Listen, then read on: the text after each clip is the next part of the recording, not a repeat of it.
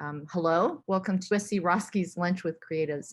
I'm Haven Lynn Kirk, and thank you for joining us here at your lunchtime hour. I'm the Dean of the USC Gail Garner Roski School of Art and Design, and it's lovely to have everyone join us. Before we begin, here's a brief background about the series. Lunch with Creatives was designed as a conversational creative pause, highlighting unscripted talks around timely topics pertaining to the field of art and design. This year's series was expanded to include hosts from our faculty and their guests from the creative fields that have diverse and unusual careers or trajectories. The conversations are held in a much more intimate forum to allow for audience participation, and the talk should spark interest and give perspective to what's happening in our creative communities. So let's get started.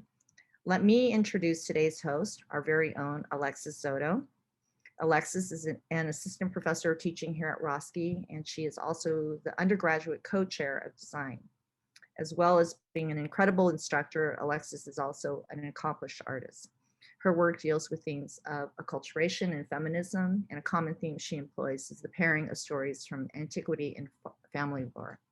She's shown widely in Los Angeles as well as nationally and internationally.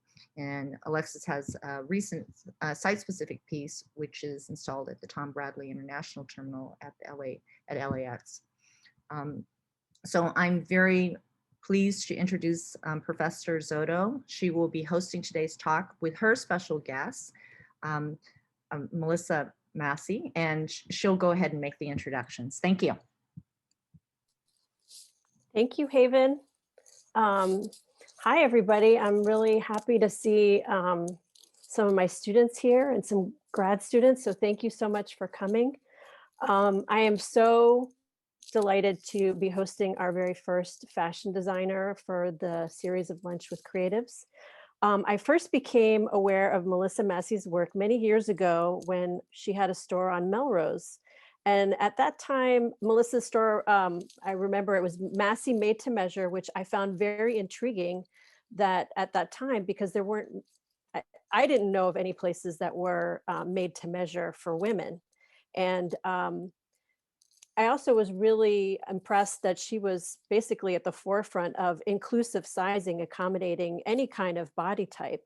And as you may have seen in her bio, she has worked for big and small fashion labels, but more importantly, she has developed a lasting business. Her longevity, I feel, speaks to her strengths as a designer and a businesswoman.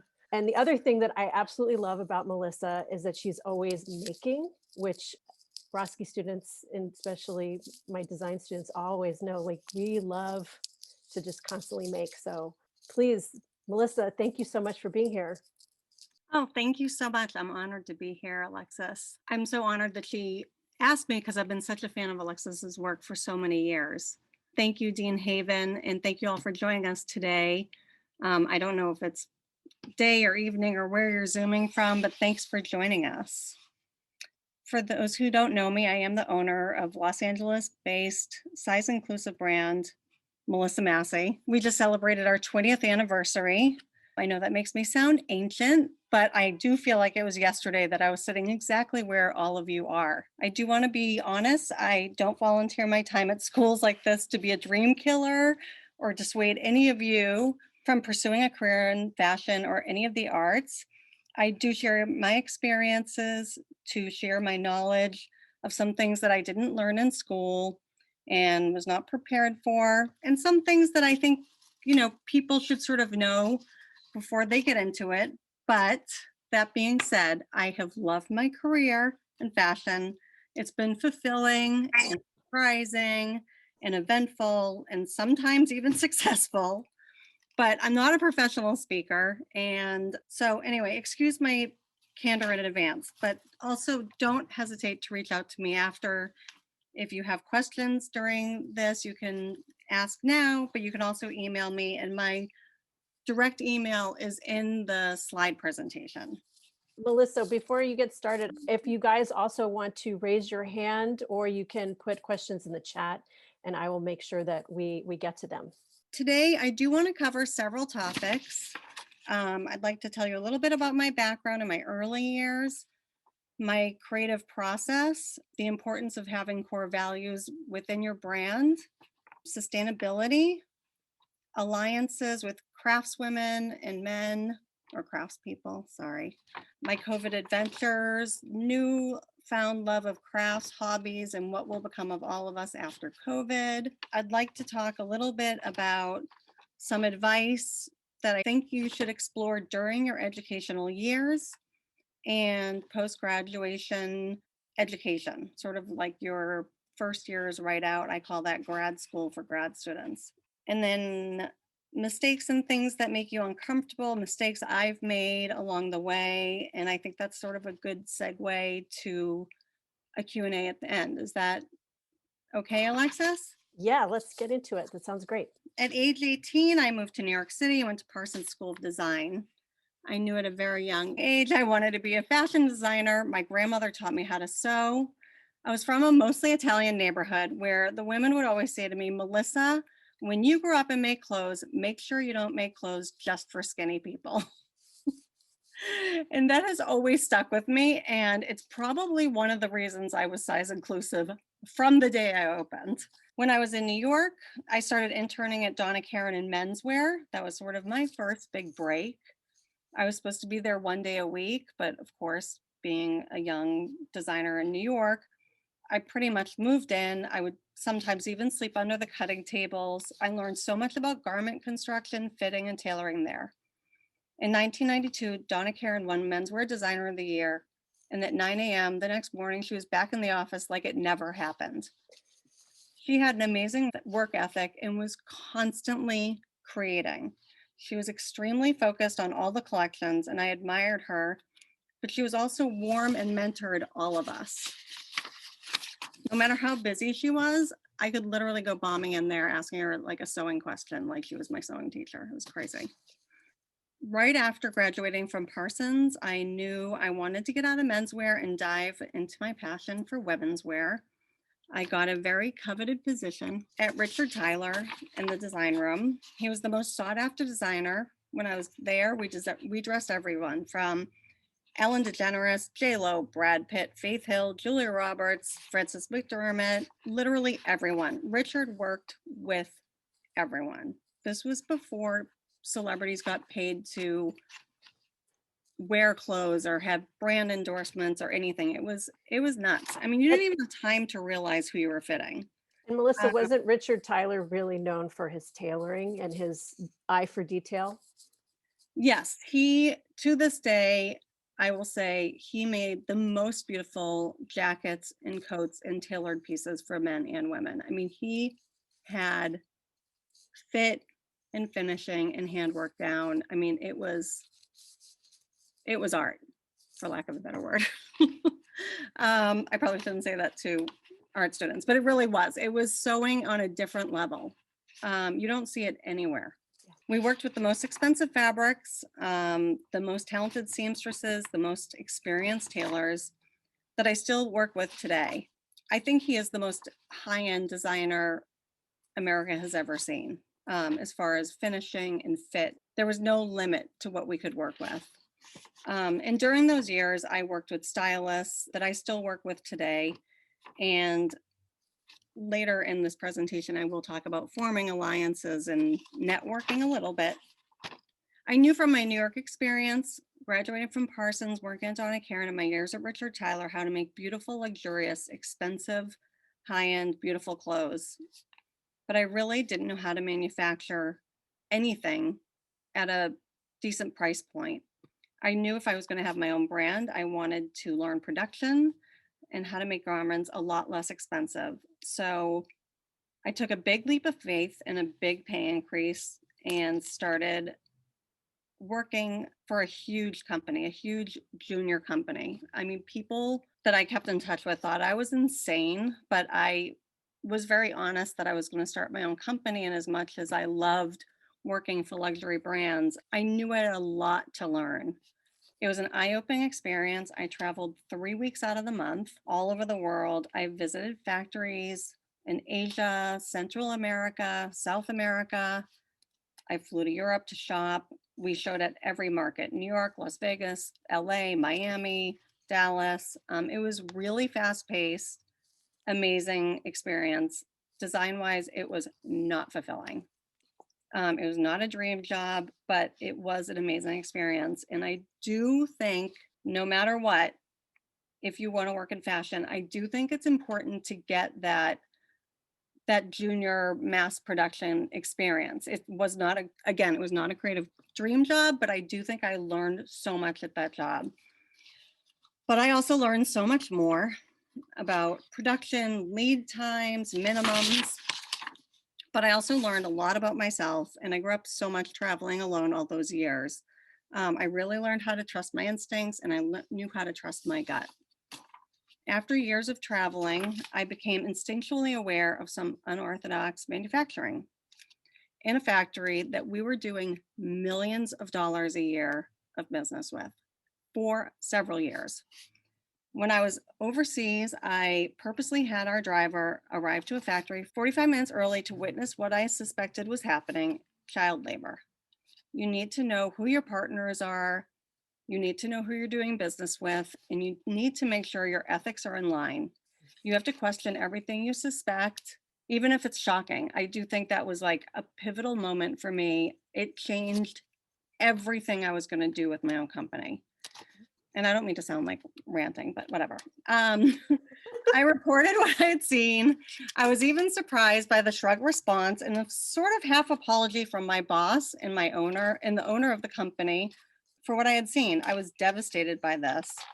I abruptly quit.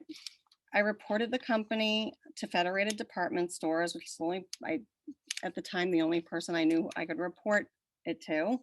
And I went right back to my business plan. I immediately applied for freelance jobs. I started freelancing for everyone while I did my business plan. I freelanced for BCBG, J. Crew, 7 Jeans, Gucci, PacSun. I freelanced for everyone I could. I was still LA based, and I was really ready to launch my brand. So those are some of my freelance projects. So old and so funny. We're going to talk about creative process. Everyone has their own, and there's no right way to have creativity come to you. I'm always inspired in different ways. Oh no, I skipped something. Can I go back? Yeah, of course. Okay. After freelancing for all these companies, I was ready to launch Melissa Masse Made to Measure, a size inclusive, price sensitive retail store and brand, all made in Los Angeles. All right, now Melissa, were those pictures that you showed before that look like were those clothes that were at like Neiman Marcus and stuff? Yeah, that was our those were the early catalog years that we did. We got Neiman Marcus and Bloomingdale's. I'm sorry, I should have talked about this a little more. Yeah. We got these stores to carry all sizes.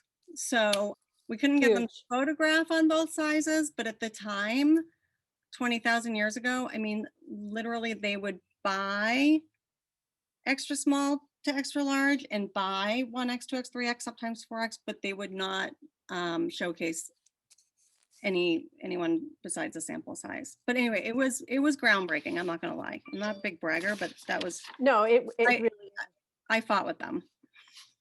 No, you were totally at the forefront of that big change. So thank you for that. Okay, so now I'll go on to creative process. Everyone has their own, and there's not a right or wrong way. I'm constantly inspired in different ways. When I work on the collection, I always start our boards with color. I try not to look at color services. I try to color with things I see in nature, photographs, art. This is definitely the first thing I like to do. One of the things that have separated us from other brands, besides being size inclusive, is every season we do 2 or 3 of our own prints. Meaning not something basic like a stripe or a polka dot, which we also buy and recolor, but like our own original artwork. Sometimes it's something vintage or a wallpaper or an original drawing.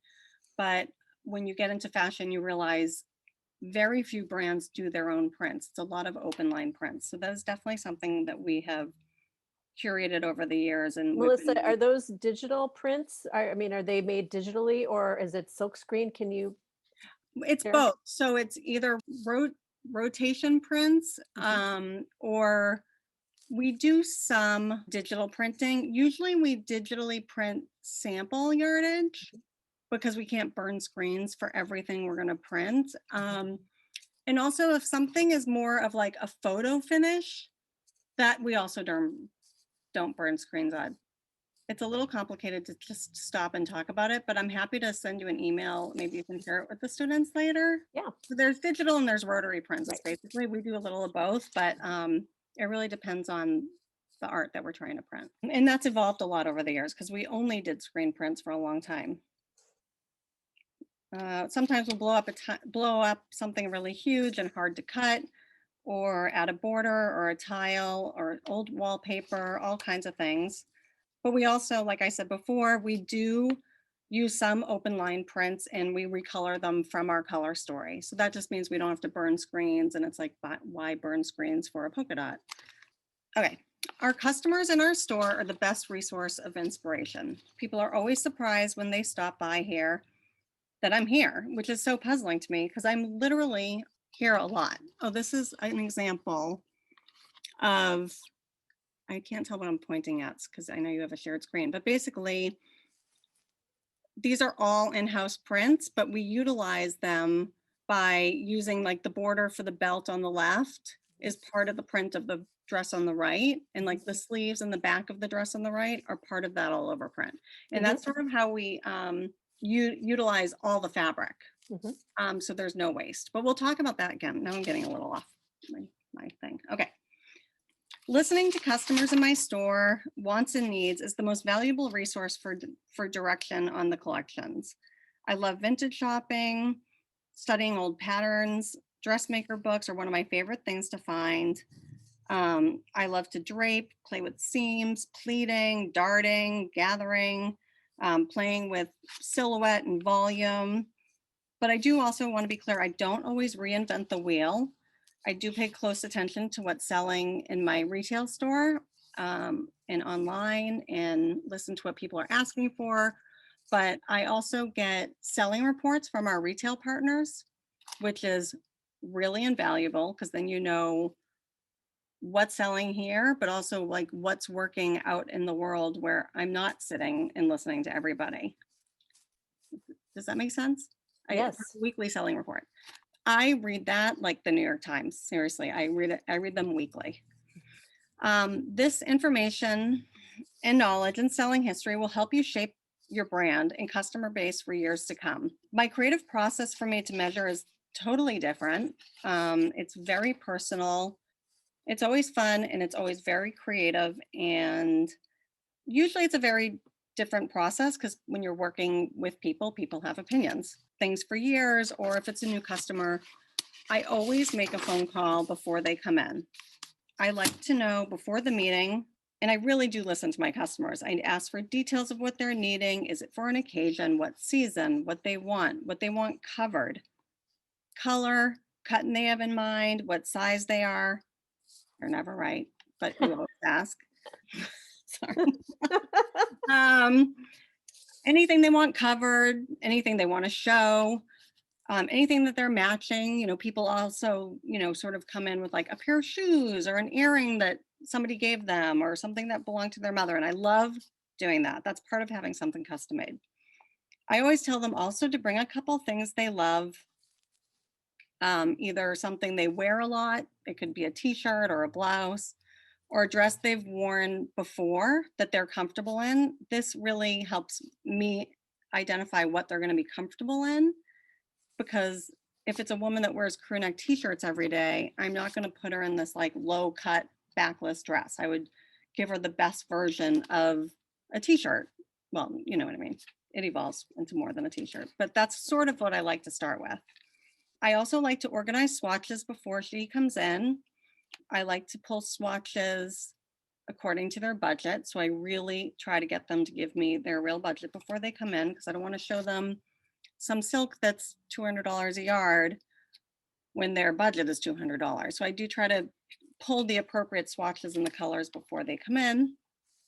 And I also pull various silhouettes as close to their size as I can before they come in so they can try things on. Once we find what they're comfortable in, we almost design it as a partnership. I know that's sort of a weird word to use, but really I do want them to be comfortable and have their thoughts on paper. So it does become like a design partnership every time we do this. It's very rare someone comes in and says, make whatever you want. Melissa, are you talking a little bit about some of your special dresses that made it onto the red carpet? Like, Yeah, I forgot to click my things. Hold on. Oh, that was sweet. I'm a little behind on my slideshows.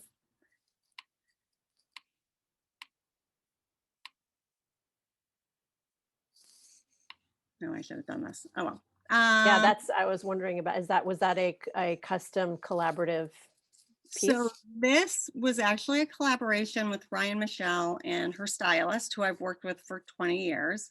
He definitely wanted volume in yellow. She had just had her second kid, and that was a real work of art, and it got so much press. I mean, it made it into, oops, oh, I'm really clicking ahead and I don't know how to go back.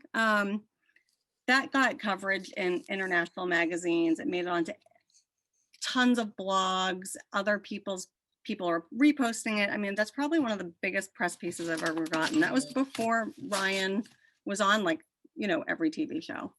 So it was really fun. She's very open, way more open than most of my customers. But I will say it is a partnership with almost everyone. And I truly think, you know, it's a really special experience to work with someone to fill a void in whatever they're needing or wherever they're going. So that's a very different creative way that I work, that's different from working on our ready to wear collection. Okay, so I was going to move on to sustainability, but I skipped all my slides, so I'm just going to keep going. Whatever you want to call it, low impact fashion, low environmental fashion, ethical fashion, sustainability starts with all of us. It's all of our jobs. It's not a trend. It's not going away. Not only does the future of fashion depend on all of us, the future of our planet depends on us. This is not to be blamed just on companies like H&M and Amazon for the damage our industry has done to the planet. It is really, even if you do the smallest thing, it will make a difference in the future. If you're a student or an employee or a company, or you work at a small company, we all need to make small changes, and we need to be using sustainable materials as much as possible. The list is a little overwhelming, but so I'm not going to list it all because you'll probably turn the Zoom off, but little things like office supplies, recycled ink, recycled paper, packaging. Start thinking about things that you have to order in bulk, like hang tags. Where are those sourced, and how are you putting them on? Like, for many years, everyone was attaching hang tags, and they still do, with those little plasticky things. Little things that you really can make a big difference when you're ordering stuff in volume. Ask some of your retailers, instead of shipping these in plastic bags, can we ship them in neatly wrapped lightweight paper? There's a lot of pushback when we are shipping to our wholesale partners about how, you know, there's an entire shipping guide and it's like plastic, plastic, plastic, plastic. And we, of course, fight with them about it. Not fight, but, you know, we do try to make them a little more aware of what we're doing. Anyway, I don't want to bore you, and I definitely don't want to sound like a public service announcement. So I would like to highlight a few sustainable practices. You can research them on your own if you're interested, or you can email me later. Using organic fabrics, linen, flax, cotton, wool, that are farmed without pesticides and chemicals. Do your research on recycled fabrics, dyeing practices. There's a lot of articles about synthetic versus organic. There's a great resource, smartasn.org. You can look up pretty much everything on that.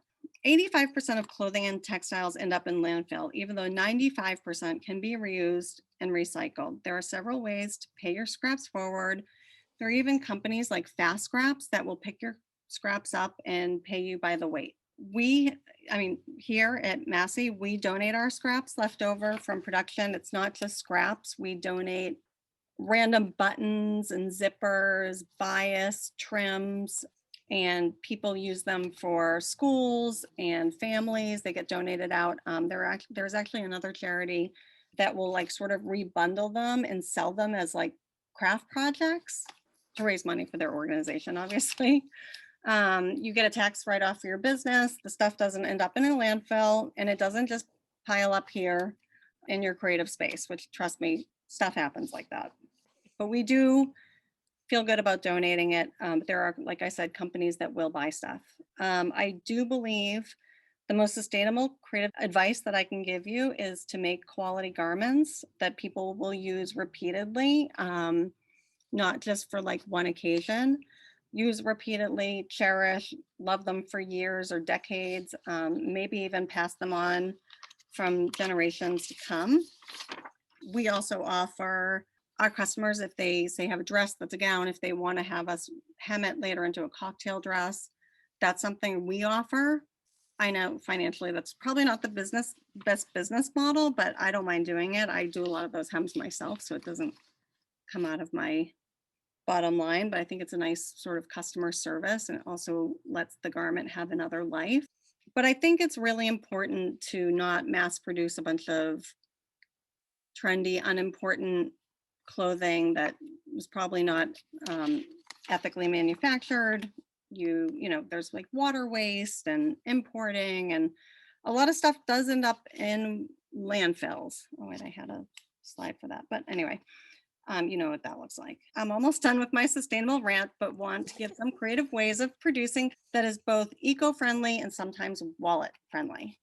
Custom orders, made one at a time, with special orders one at a time, has very little waste. The only sort of thing that you have to do up front is keep the piece goods. So if you're going to do custom orders into your collection, you still have to buy your piece goods. Depending on your relationships, you can sometimes buy as little like 25 to 50 yards. So that is a great way to have little waste. Push manufacturing, I call this like pop-up manufacturing, when you have history and research of what your customers like and what they've bought in the past, so you can sell into the stock. It's risky, but if you have that sort of crystal ball to do it, doing that is actually a great way and sustainable, because you can, you know, do these small runs. Again, that's push manufacturing. Pull manufacturing is sort of made to order, but also pre-order. I always try to explain it like a trunk show when people don't really know what I'm talking about, because it's really outdated. But this also, if you educate your consumer and they don't mind waiting and they know it's a limited run and that it's unique, they are willing to wait. You have to be very clear though with your customers about the deadlines that you need your orders, and be very clear about how much time it's going to take for them to get their garment, because a lot of customers are so used to getting stuff in store, but I think people are now willing to wait if they think it's limited in exactly what they're getting. Another great way of doing that sort of pre-order is you can take a 50% deposit, which helps balance the sheets a little bit when you are buying your piece goods and paying your pattern maker and sewer and stuff. And usually customers don't get angry about that as long as they get their garments. We're sort of joking here that it's like, don't be like Peloton, you won't get your bike. But the other thing that we do a lot here is we will offer limited edition custom orders with dead stock, or that we see out in the market, or vintage fabrics that we think are really beautiful that we can buy small yardages of, and we do limited editions. I'd like to be clear that my sustainable practices for my brand work for us, but it's subjective and people have different ideas of this. They don't work for everyone, but I think everyone needs to make a difference. This isn't meant to sound pedantic. I just think the biggest thing I would like you to take away from this is don't overproduce anything and don't make basics. Sustainable resources I would like to tell you that are worth checking out there's 2 books, Sustainability in Fashion and Textiles and Zero Waste Fashion. A podcast that I love is the American Fashion Podcast. It's not all about sustainability, but it's a great podcast, and they do tons of podcasts about sustainability. Brands that I think do it really well are Tonle, Tonle, EcoAlf, and Zero Waste Daniel. If you want, I can maybe email this list to you, Alexis, later. Sure. And you can share it. I didn't Yeah. put it in my slide presentation, but I probably should have. Well, I think, your slides right now are about your mask, which I can imagine people are wondering like how you pivoted from doing dresses to then now people aren't wearing dresses, and how did you manage that? Okay, I'm a half a page away from pivoting to Okay. that. So this is my last thing. I also wanted to say I don't run a zero waste fabric production, but we do our best cutting smaller pieces within the holes. Like we'll cut headbands or lining for other pieces or pockets. And we do cut to order as much as we can. So we don't have a lot of stock hanging around. Okay, now we are going to move on to COVID. I'm sure you guys are all super sick of this. You and I and Alexis and everyone on the Zoom have had personal and professional ups and downs. I'm sure many of you are Zooming from family homes or friends' homes and not from USC like you imagined, but I can tell you that none of us imagined this, and you will probably not live through anything like this again in your life. As a company owner, I'm grateful that our brand values and our relationships were in place, so we were able to pivot. I don't feel like it was a time to start making it important to have all people of ethnic backgrounds and shapes and sizes on our team and in our photo shoots, or time to start evaluating our products. I'm gonna sound like a martyr, but like that is something that has always been part of our brand. Mhm. And part of our brand's ethics. I'm glad that other brands are taking the time to look at it, but I think as a designer and an entrepreneur, I think you should always be challenging yourselves and your products and your messaging, whether it's social media, anything. I will say that I am really grateful that our relationships with our partners were in place, because you really needed to have a history of trust and mutual respect for each other to get people to work with you. I think respect was the big thing. You really needed to have these alliances to make it less scary, because it was scary as a business owner, but it was scary for all the craftspeople we work with as well. In the very beginning, when we did not know what was going on, and I reached out to some of our craftspeople, they were hesitant to start sewing masks. I mean, I'm talking about people that like make tailored suits for us and wedding gowns. I think it was like mildly insulting, but I think when they realized that I was at work alone sewing them, they kind of came around. They were willing to sew at home, which I probably shouldn't say, but we all were sewing at home. So I would cut them and they would pick them up and they would sew at home. It wasn't much, but it's what I could offer the people that have worked with me for so many years. And we actually made beautiful masks. We did several styles with some leftover silks and scraps that we had. We lined them. We donated these all over LA. We mailed them to everyone that reached out to us. We donated them to hospitals.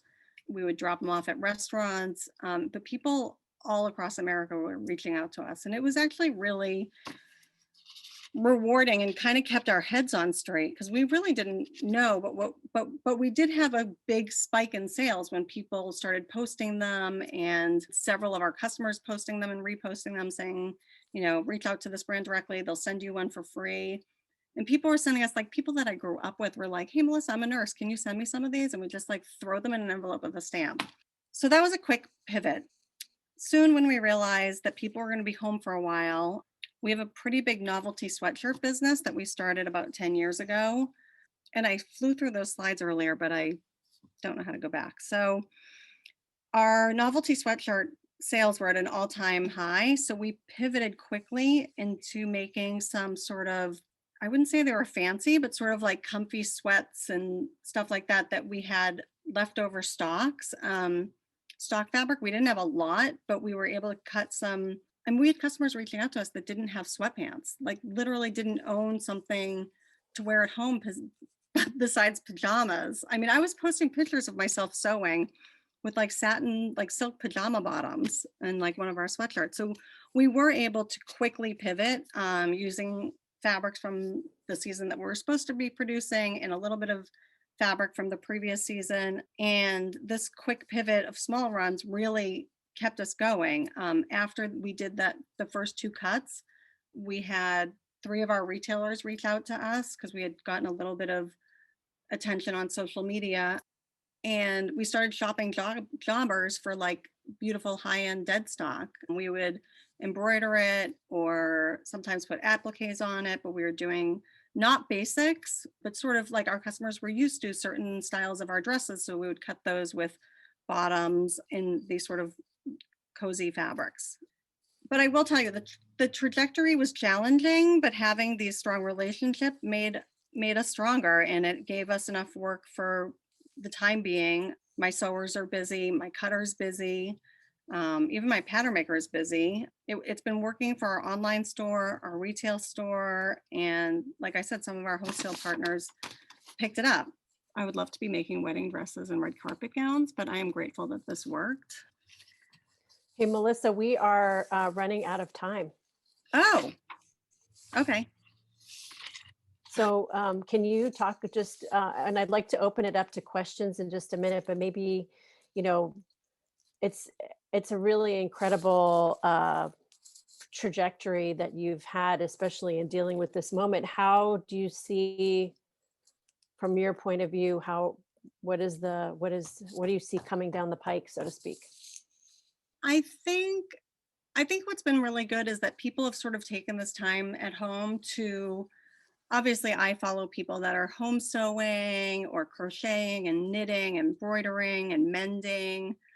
I have like people that reach out to me about doing hand sewn buttonholes instead of, like, I don't have a buttonhole machine, but I'm making a suit at home. How do I do this?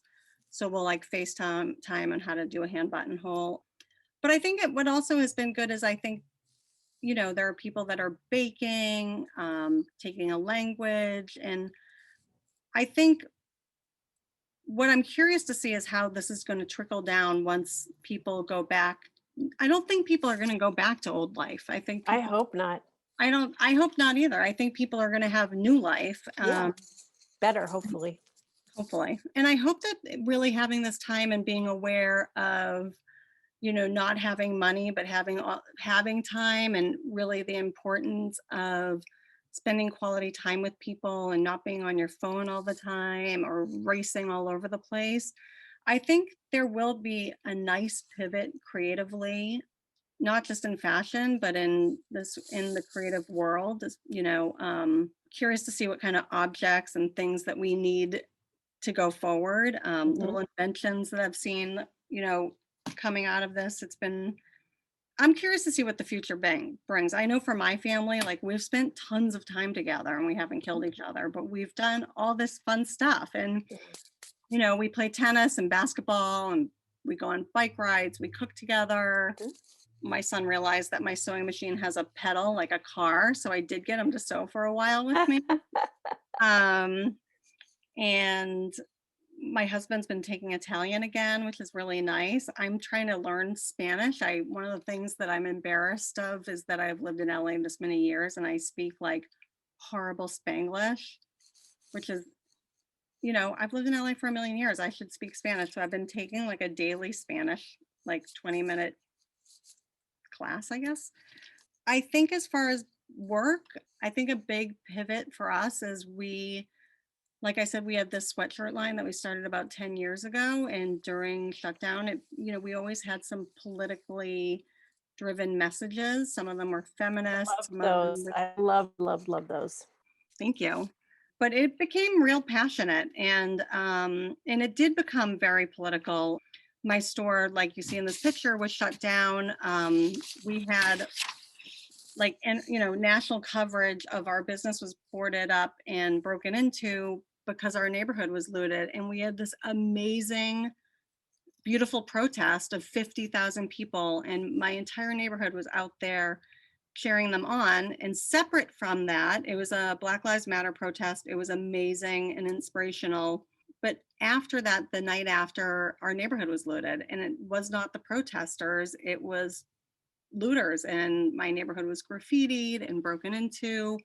So I think after that, things got real political around here, so myself included. So we really jumped on our messaging for our brand.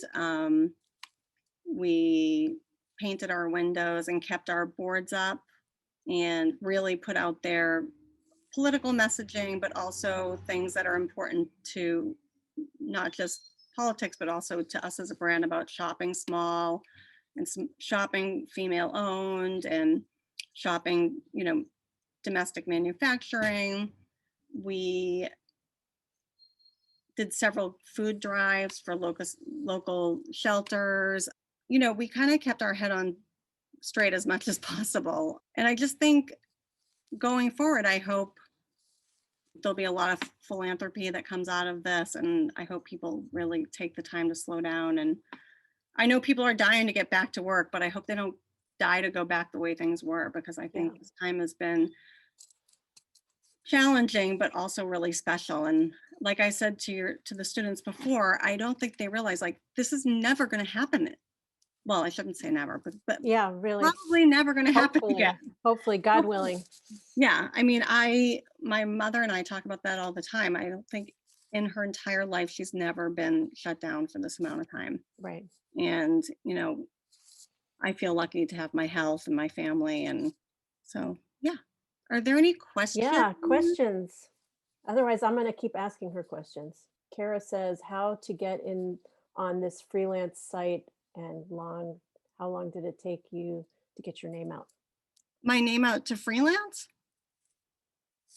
Kara, do you want to unmute yourself and ask? Hello. Oh, there you are. Hi. Hi. Yeah, I was asking, how did you get freelancing? Like, what sites did you start off, or did you do in the neighborhood or something, or word of mouth? You mean in my earlier years? I worked through a placement agency, one that I actually hire freelance. I don't think the agency I used to work with is still in business, but there's one called I think it's called the Fifth Floor. I don't know if I could find it. There are several creative agencies that place people on freelance jobs. Hold on, let me see if I can pull it up. I'm pretty sure it's called the Fifth Floor. I will, I'll look it up and I can email it to Alexis. That sounds good. Or Kara, you can email me directly and I'll get you the link. I think it's called Fifth Floor, but I want to double check. Does your email to the Zoom? Oh, the Zoom reminder? Is it on there? Yeah, it's just melissa@melissamasse.com.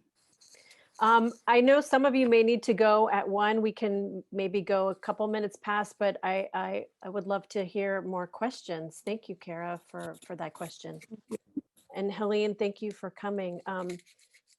Okay, well, I'm going to throw a question at you, Melissa. How about, so can you just now give us your core values for your brand? Yes, the core values for our brand have always been size inclusive, fair partnerships with our craftsmen and stuff like that, constantly questioning our resources and making sure our partners are sort of in line with ours ethically. I've always been very aware about hiring people from different ethnicities and backgrounds, and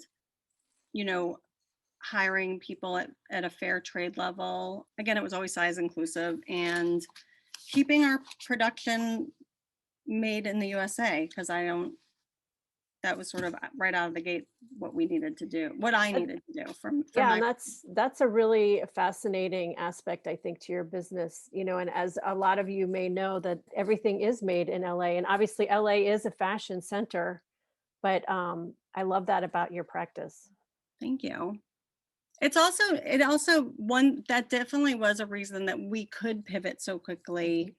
And even though we didn't have a ton of piece goods in stock, it was a way that we were able to survive during COVID. As we went downtown, we pulled the patterns and graded them. and fixed them so they were like more cozy instead of just dresses and stuff like that that we had patterns on. And we were able to get them cut and sewn with our business partners because we had these sort of trusted relationships. It was hard to get people to work. You know, people were scared. Yeah. I mean, I was scared. I was going town with like all kinds of stuff on my face.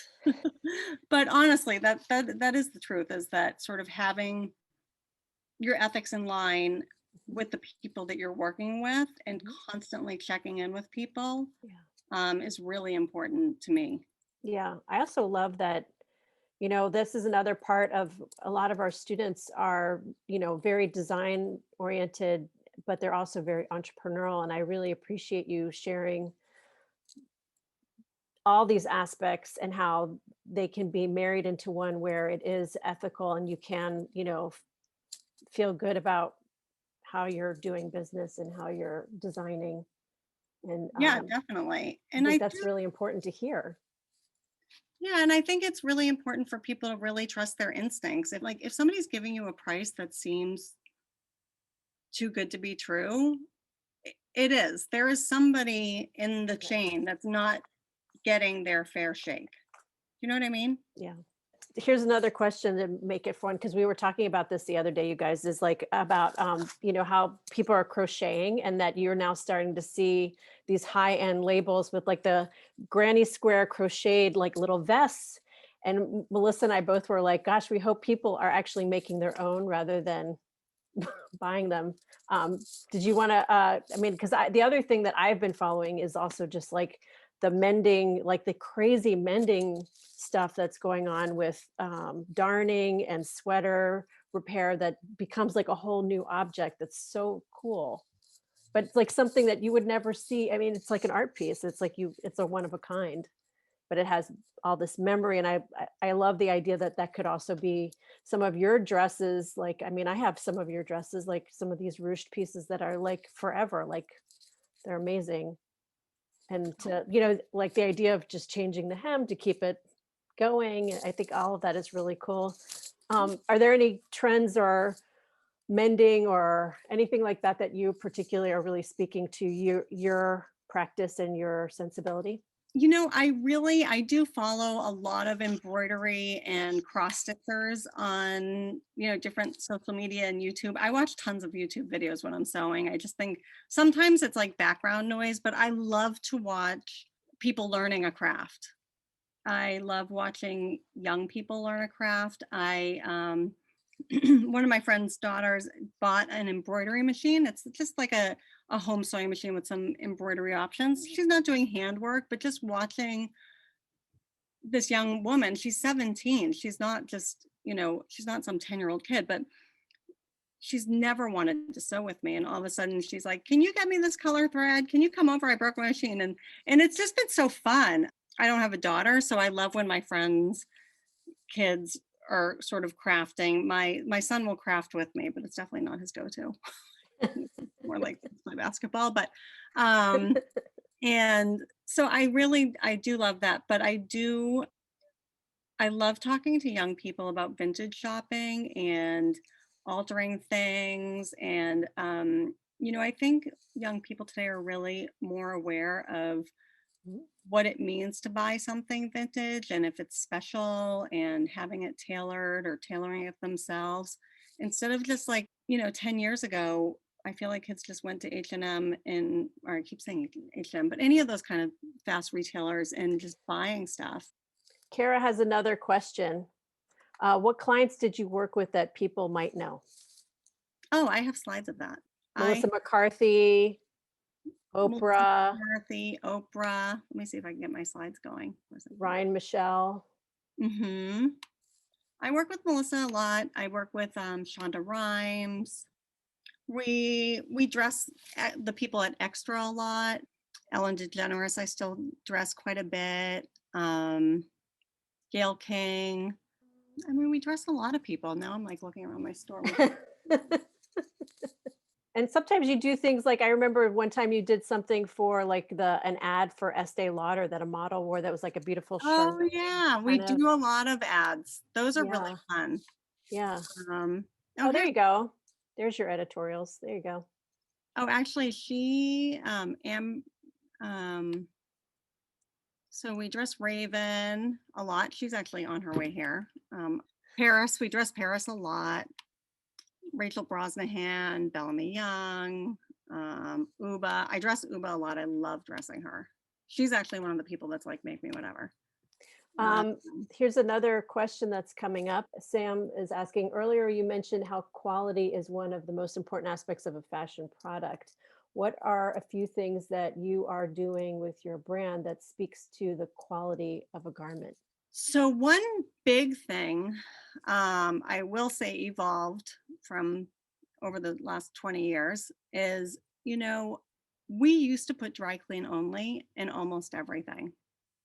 And we realized probably like 5 years into the brand, into owning the company, that most things should not be dry cleaned. It's not good for the planet. It's not good for the garment. It's not good for the longevity of the fabrication most of the time. So I think being aware of how your customers are going to treat their garments in the long term and really making the garments last is important, but it's also important to not be lazy and do test runs for each fabrication. But as far as quality, we do a lot of finishing. We do a lot of like covering of the seams on the inside if it's not a lined garment, if something's not fully lined. Like even our sweatshirts have like bias covering the inside of the neckline, which I think is a lot nicer than just seeing like yucky overlock. We do a lot of functional buttons and buttonholes. I don't like to do fake fasteners in general, actually. But I do think overall the biggest thing I try to get, at least, and I can do this in my stores, I really try to get people to let me tailor things, because I think tailoring something is the best finish you could really offer someone. Yeah, Whether it's taking it in, shortening it, making sure the sleeves right or the shoulders right. Even if it's inexpensive, like taking the shoulders in is a little bit time consuming. I think that is one of the best things you can offer someone that's buying a quality garment, because you're already going through the labor of manufacturing a quality garment, but then you're going to let people leave it and not get it fit. That bugs me. Yeah. That drives me crazy. And I see it out in the world. I'm not even talking about my clothes. Like I see some, I'll see someone wearing like a $5,000 suit and they didn't spend the time to get it tailored. Fit properly, yeah. That makes me nuts. Melissa, I think we need to wrap it up. I see there's one more question. How did you get the stars to buy from you? And also how much of a struggle you had getting it into the store? Kara, I think we have to wrap it up, but maybe you can send an email to Melissa at melissa@melissamasse.com, if that's Feel free okay. they can all email me. If you put in USC question or something in the headline so I know what it is, I will definitely answer all your emails as quickly as possible. Thank you. I really appreciate you and your time. Thank you so much for coming. You guys, thank you for coming. We look forward to seeing what you come up with next. Oh, thank you for having me. Thanks, everybody. Enjoy your time.